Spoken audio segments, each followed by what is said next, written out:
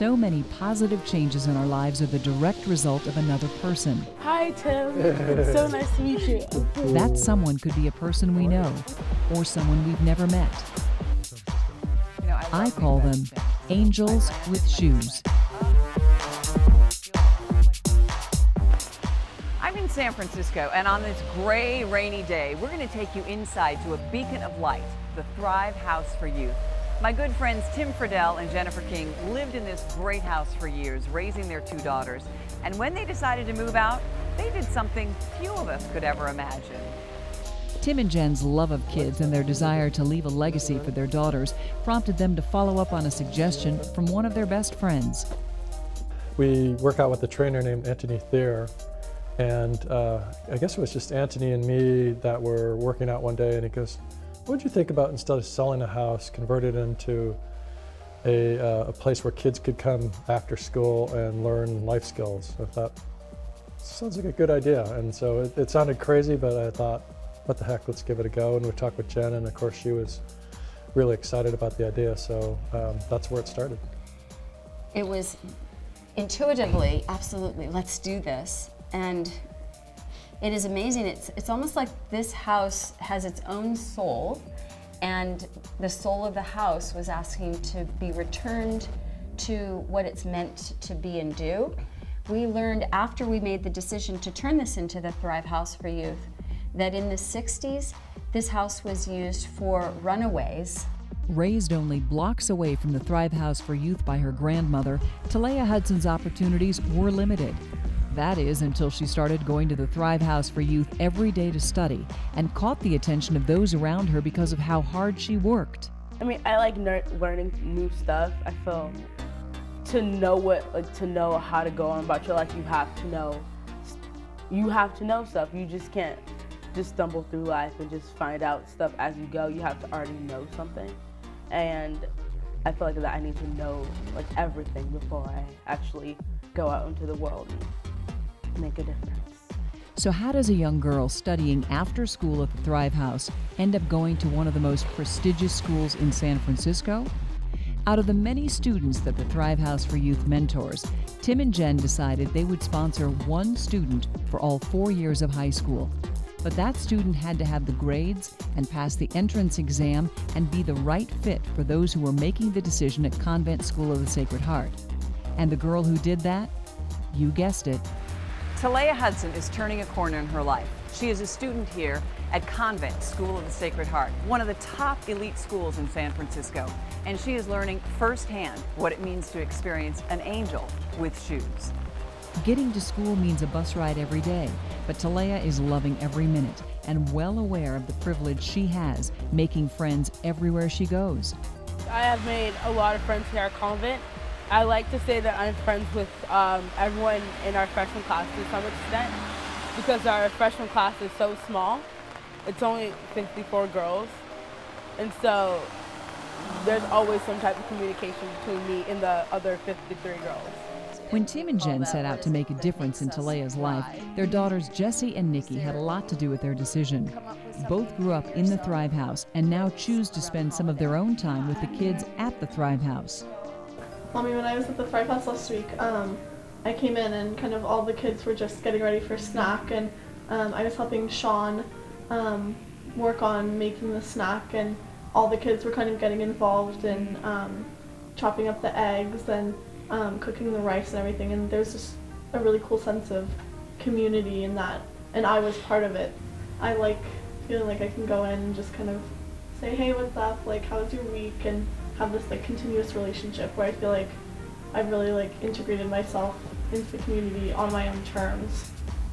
Jessie and Nikki are growing up as young philanthropists, using their travels with their parents to change lives. We went to Kusitawi village in Kenya, and it was another sense of community between these girls who were around my age, and they were orphans living in a village basically, and they were just so happy that we were there, and they were singing and hugging us, and it was just really impactful.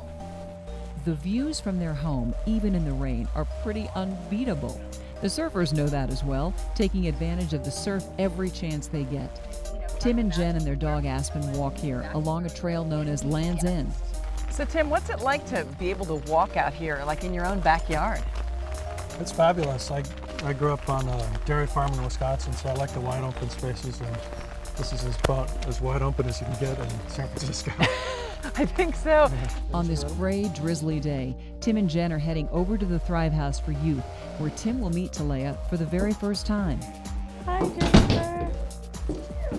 It's so good to see you too. I want you to meet Tim. Hi, Tim. It's so nice to meet you. How are you? I'm good. Good, excellent. Super cold though.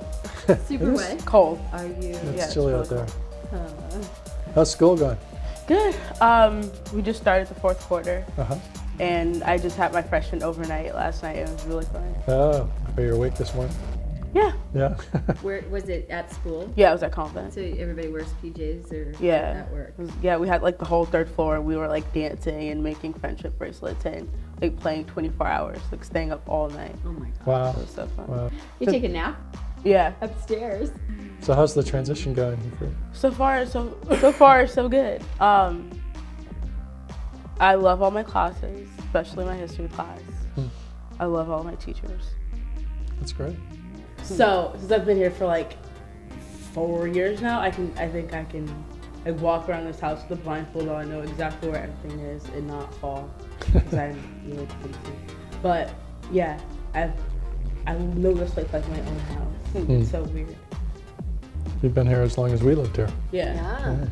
Talea has spent nearly her whole life only blocks from the Thrive House for Youth. Who inspires you every day? My grandma. She inspires me because, you know, she'd had me I was with her since I was 1 week old, and she didn't necessarily have to take me in, but she did, and she's like a mentor. Well, not a mentor, but she influences everyone in our family to do good. And yeah. Is it also, I mean, where you live now, do you want to make a difference in how other people around you live? Yeah, because I know that people in my neighborhood hear a lot that, oh, you know, you can do this and you can do that, but no one actually really tries to help them. So if when I come back here, I'm going to try to help and actually, you know, show them that they can do what they want to do. Awesome. What a study in contrasts, from where Talea has grown up to attending Convent School of the Sacred Heart to studying at the Thrive House. A contrast that isn't lost on Tim and Jen, who know their lives in San Francisco's Seacliff neighborhood give them opportunities few can afford. And choosing where to step into other people's lives is a challenge. That's so hard because so many people need help. And when people learn that you have means to be able to help, you get people coming out of the woodwork. And so discerning where to invest your resources, and that means not just your money, but your time, your expertise. Because when we get involved, we get passionately involved in everything that, you know, every aspect of who we are. You know, one of the things that motivated us to kind of give back in this way was that I had the privilege of going to Dartmouth, and I was a recipient of financial aid, so I was very appreciative of that.